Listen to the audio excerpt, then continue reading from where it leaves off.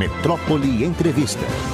Grande infectologista está com a gente. Siga ele no Instagram, tem várias dicas, médico conceituadíssimo. Doutor Antônio Bandeira, bom dia. É verdade que o pico da Covid tende a cair a partir do dia 13 de fevereiro, como eu tenho ouvido aí em rede nacional? Olha, isso aí eu chamaria de muito precoce, esse tipo de avaliação que está sendo proposta, entendeu? É possível que a gente tenha uma queda, mas eu acredito que seja a partir de final de fevereiro, início de março, porque ainda temos taxas muito elevadas. Então, eu acho muito difícil que agora, já para o meio de fevereiro, a gente consiga ter uma queda significativa dessas taxas. Eu acredito que muito mais provavelmente para março. Mas, assim, como o ritmo de vacinação também tem se intensificado, pode ser que a gente consiga, nesse aspecto, alguma novidade, entendeu? Certo. Na Europa já está caindo, doutor Antônio Bandeira, conforme o noticiário que está chegando? Olha, na Europa, realmente a gente tem observado uma queda, pelo menos uma queda relativa, né, ao que vinha acontecendo antes. Então, eu vejo assim, que é possível que na Europa eles comecem a ter uma queda mais significativa agora, aí sim, a partir de meados de fevereiro. Mas eu vejo aqui, dados, está aqui na minha frente. Bahia, 4.081 casos confirmados, apenas 2 óbitos, taxa de 66%. Salvador, 758 casos confirmados, 0 óbito, taxa de 70%. Onde é que preocupa e onde é que não preocupa aí, doutor Antônio Bandeira? Olha, preocupa principalmente as pessoas que não foram vacinadas, esse é o número 1. Quem não se vacinou ainda deve realmente correr e adiantar sua vacina. Preocupa quem não tomou o reforço, porque a gente está vendo que quem fez uso do reforço, especialmente um reforço mais perto agora desse início dessa nova onda, ficou mais protegido, tá certo? E preocupa aquelas pessoas que realmente, principalmente idosos a partir de 80 anos, e muitos desses, às vezes, têm algumas doenças de base, como diabetes, como doença cardíaca, doença pulmonar também. Então, existem algumas pessoas que realmente preocupam muito e a gente tem que estar atento para isso. De qualquer forma, a Covid-19 ela é imprevisível, às vezes, num caso específico. Ou seja, às vezes o indivíduo é relativamente jovem, se vacinou, mas excepcionalmente pode apresentar um quadro grave. Não é frequente, mas pode acontecer. Então, por isso que todo doente tem que procurar assistência médica e ser avaliado por um médico. Não dá mais para seguir esse tipo de conselho do tipo, eu vou ficar em casa aguardando, está melhorando. Não, é importante que você seja visto por um médico. Só o médico pode prever quando você está livre de complicações. Eu falei aqui, me perdoe, eu disse apenas 2 óbitos, mas a gente, como sempre fala aqui, a gente lamenta, não é? Esses 2 óbitos. Óbvio que a gente não quer nenhum óbito, e nem isso é motivo de comemoração. Mas diante de fatos do ano passado, chegamos a beirar aí 120, 130 óbitos dia, isso é uma grande vitória, mas a gente lamenta, obviamente. Temos imagens aí, meu querido doutor Antônio Bandeira. Obrigado a Lélia Dourado aqui, que está em cima da notícia, e a ouvinte nossa aqui da Metrópole. Temos dados aí, doutor Antônio Bandeira, imagens da Barra ontem. O governador, ele baixou o decreto diminuindo o evento, reduzindo para 1.500, de 5.000 para 4, de 4 para 3, agora para 1.500. Aí, eu vou colocar essas imagens aí. Olha a Barra, como é que estava ontem. Estava parecendo um sábado de carnaval à espera do Belmarx, lotada a Barra. Isso tem um poder de contaminação ainda maior? Olha, Zé, sem dúvida nenhuma, as pessoas têm que entender nesse momento que é fundamental e as pessoas procurem restringir um pouco mais o contato muito intenso, especialmente em grandes aglomerações. A Omicron e a Bahia hoje, praticamente aí mais de 3/4 das contaminações está sendo pela Ômicron, a Ômicron é extremamente contagiosa. Ela tem uma velocidade de replicação muito grande. Ela é muito diferente do vírus original. Ela tem 32 mutações só na capinha externa ali, na chamada spike. Então, assim, o comportamento dela tem sido de muita rápida disseminação. Então, é importante que as pessoas procurem evitar. E ir usando uma máscarazinha, pelo menos, para você segurar um pouco. Se você precisa ter contato com outras pessoas, use uma máscara, especialmente a máscara cirúrgica N95. Doutor Antônio Bandeira, Rio e São Paulo tomaram uma decisão. Adiaram o carnaval para abril. Você acha que essa decisão foi correta e seria uma ótima ideia aqui para Salvador, para o feriado de Tiradentes? Me falei. Olha, eu acredito que em abril nós tenhamos já uma queda expressiva nesse número de casos por conta já de uma certa saturação da Ômicron. É possível. Agora, é aquilo que o tempo todo nós estamos vendo com o coronavírus. Ele tem feito de profetas, os profetas perderem o emprego, entendeu, Zé? Muitos profetas aí que profetizaram coisas acabaram pagando a língua, porque o vírus, ele não fala a língua humana, ele se multiplica, ele cria novas variantes. Então, assim, a gente tem o tempo todo ficado muito mais observando, na verdade, o comportamento dessas ondas, né? Hoje a gente já tem 4 ondas, pelo menos, bem estabelecidas em relação a isso, e fica, na verdade, querendo que as vacinas corram atrás e resolvam o problema. As vacinas têm resolvido o problema da gravidade, não da infecção. Eu tenho visto e tenho tido muitos pacientes com 3 vacinas, algumas inclusive com 3 da própria Pfizer, e que pegaram a Ômicron agora, entendeu? Então, ela não impede que as pessoas se contaminem. No entanto, as vacinas têm sido fundamentais, têm sido nossa grande aliada para impedir que essa onda agora pudesse repercutir nas UTIs. A gente não tem visto casos graves na frequência que a gente via. E você está aí mesmo reportando o número de óbitos que está sendo muito baixo. A gente chegou, Zé, no pico da epidemia, a ter mais de 200 óbitos por dia. Isso, não foram só 120. Chegamos a ter mais de 200. Então, assim, só para a gente ver a diferença que é hoje o que é essa epidemia da Ômicron com as outras. A gente está falando numa doença que está pegando mais de 70% de pessoas que estão vacinadas. Então, essa é a nossa vantagem. Nossa vantagem aí tem sido que a grande maioria hoje das pessoas no Brasil e também aqui na Bahia estão vacinadas. Então, esse é um problema muito importante para a gente levar em consideração. Em relação ao carnaval para abril, é possível. Eu não acho que seja impossível, não. Pode ser que seja possível. Agora, assim, é aquela coisa, né? A gente tem que ter sempre certa prudência. A gente ficar antecipando agora em janeiro o que vai acontecer em abril, eu acho ainda muito precoce. Nós esperamos que, mas não há certeza de. O que acontece é o seguinte, eu estou conversando até aqui com a Camille. Existe um desespero da população, doutor Antônio Bandeira, muito grande. Você pode perceber isso porque o senhor atende aí no Aliança, o senhor atende em grandes hospitais de Salvador. E a gente percebe que existe aquele desespero, que a população já está naquele ponto de não aguentar mais, tá? E quando você começa a baixar decretos, a impor leis, o senhor não acha que... Eu sou a favor de tudo, eu sou a favor do álcool gel, eu sou a favor da máscara, sou a favor do distanciamento, tá? Eu fiz meu aniversário agora, eu costumo botar 300, 400 pessoas, eu botei 40. Numa área que cabe 300 pessoas, e ar livre, tá? Respeitando a normalidade. Agora, o senhor acha necessário que coloque regras pesadas?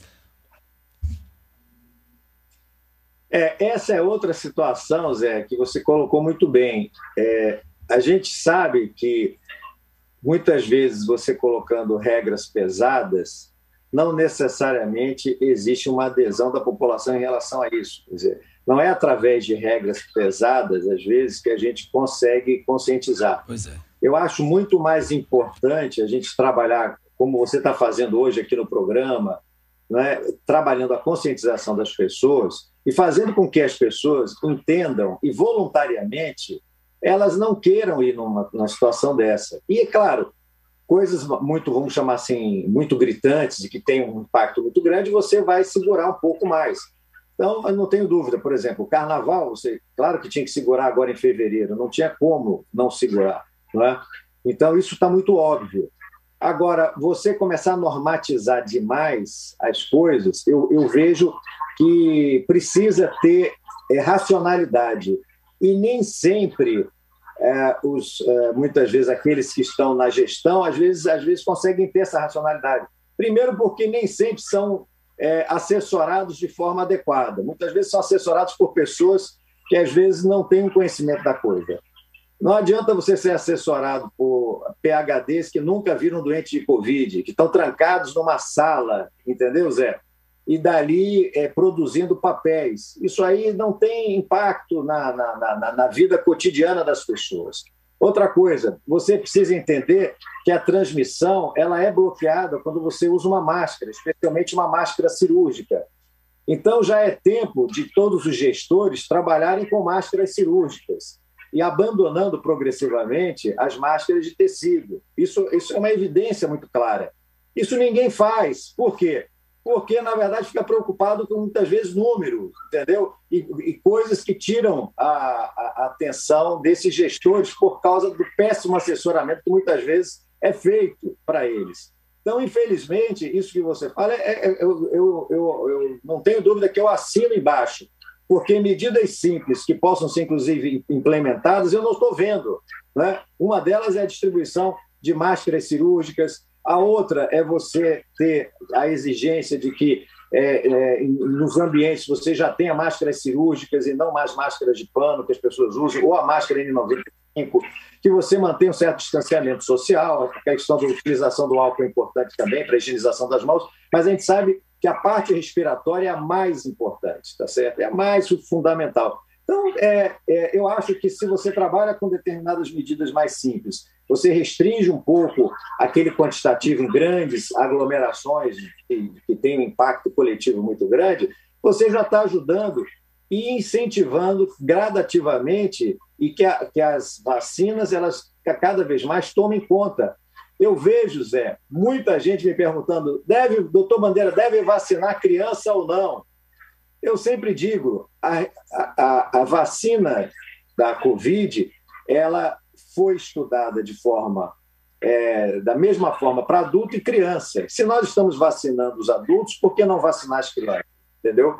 Não vamos esperar uma eficácia de 100%. Por outro lado, nós vamos começar já a prevenir que as crianças tenham coronavírus. Por que isso é importante? Porque elas também são grandes disseminadoras da doença, entendeu? Porque elas fazem a doença de forma mais leve, mais assintomática e disseminam também bastante. Então, assim, trabalhar nessa racionalidade. Se você tem um gestor que ele é bem assessorado, ele vai fazer a coisa racional. Se ele é mal assessorado, nossa, é um caos. Vai ter fechamento de tudo, daqui a pouco paralisa tudo, é uma loucura. Sem, às vezes, o impacto, vamos chamar assim, real, significativo. Eu vou lhe fazer uma pergunta agora, tá? E a gente já está pautando para essa semana com o responsável, né? Juizado, pessoas que são responsáveis por crianças na cidade. Vamos lá. O senhor acha que é obrigatório o pai levar, mediante a uma punição, caso ele não leve a criança para a vacina? Se não levar, ele pode ser punido? Ou o senhor acha que isso pode, o senhor como médico, o pai é que tem que decidir se leva ou não leva? Qual a sua opinião para tomar vacina? Olha, Zé, o que é que acontece? Nós vínhamos, antes da Covid, num movimento muito progressivo de responsabilizar os pais na questão das vacinas para as crianças. Por quê? Existem pais que são contra as vacinas, contra todas as vacinas, não é só contra a vacina da Covid, e que mantinham suas crianças sem vacinação alguma. Não davam vacinação para poliomielite, para tétano, para difteria, para absolutamente nada, porque eles acreditavam que vacina ia matar, ia aleijar, ia danificar as suas crianças. O que acontecia com essas crianças?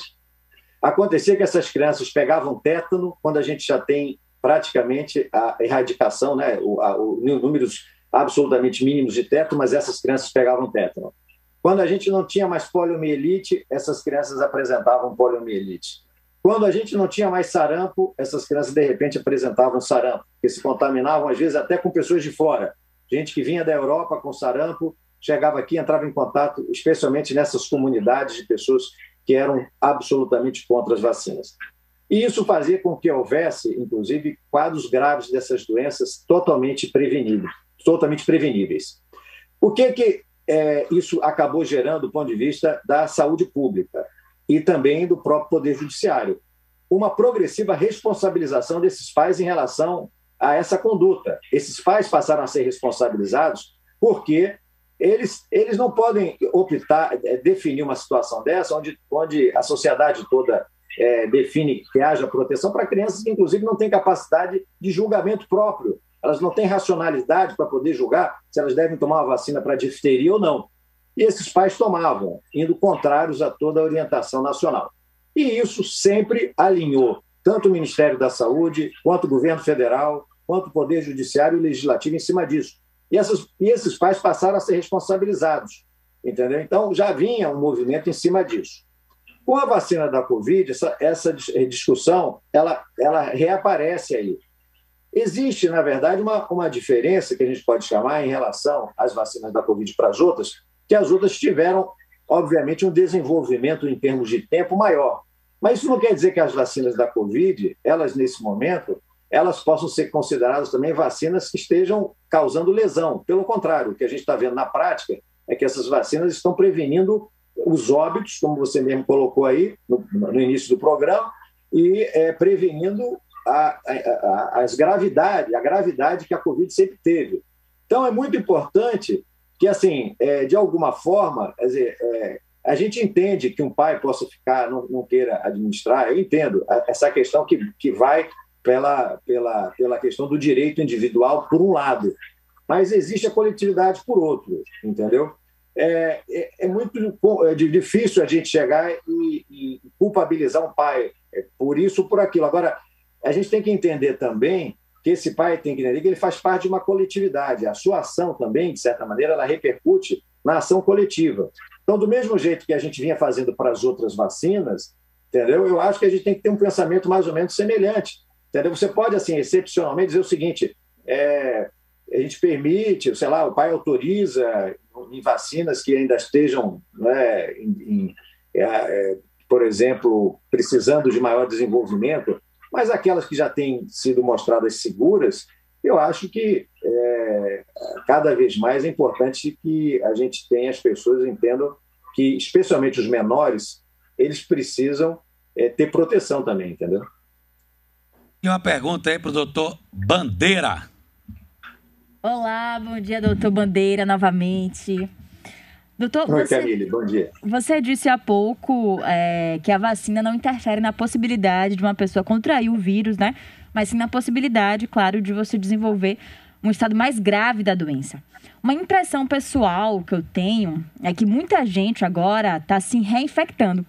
Muito caso de reinfecção, coisa que eu não percebi na segunda onda, por exemplo.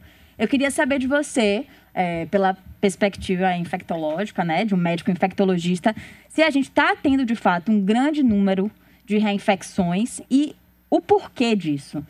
Se é uma característica da cepa ou se é porque o pessoal está abrindo mão dos cuidados. Queria que você falasse sobre isso. E uma pergunta, só emendando essa da Camila aí. O Ricardo, amigo meu, disse que tomou Pedrinho Dourado. Tomou as 2 doses da vacina. Ele já pode tomar a terceira, porque ele acabou de ter Covid com sintomas leves.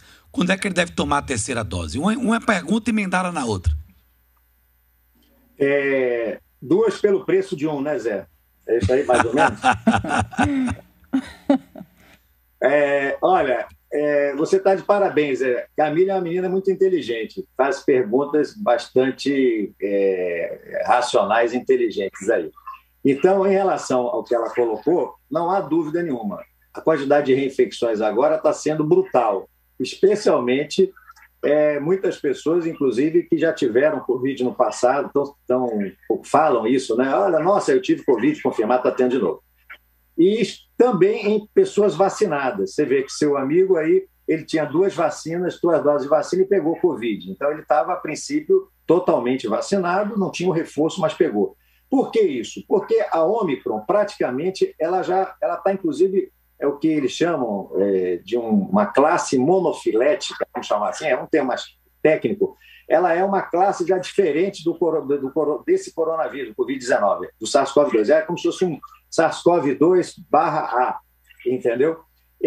Ela tem só naquela capinha dela, que a gente chama de coroa, onde ela se liga ao receptor humano, só ali ela tem 32 variações, 32 mutações ali. Então, isso faz com que ela seja a cepa mais mutante até hoje.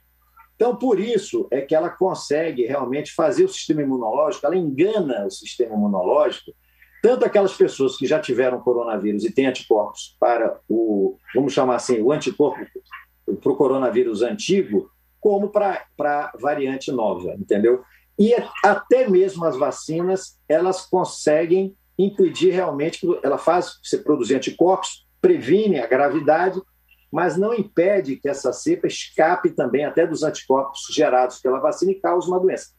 Agora, o que é bom chamar a atenção, entendeu, Zé e Camille, é que ela faz tem feito manifestações diferentes daquela também que a gente via no velho corona.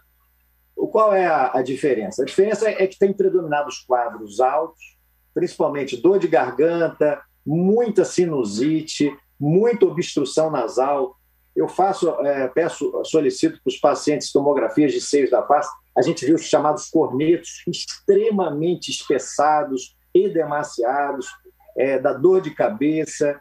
Então, esse predomínio na parte superior, em contraposição a sintomas de tosse e até de febre, tem sido uma característica da Ômicron, especialmente nas pessoas vacinadas, o que mostra que, de certa maneira, é como se a vacina estivesse impedindo que o vírus, entre aspas, descesse para os pulmões. Ok. Olha, um abração para você, meu amigo Bandeira. Vou lhe chatear várias vezes, só esse mês, porque a gente precisa estar, assim, bem informado. Tá joia? Um abraço e um bom dia, amigo. Grande abraço para você, Zé, para a Camila e para todo mundo. Valeu.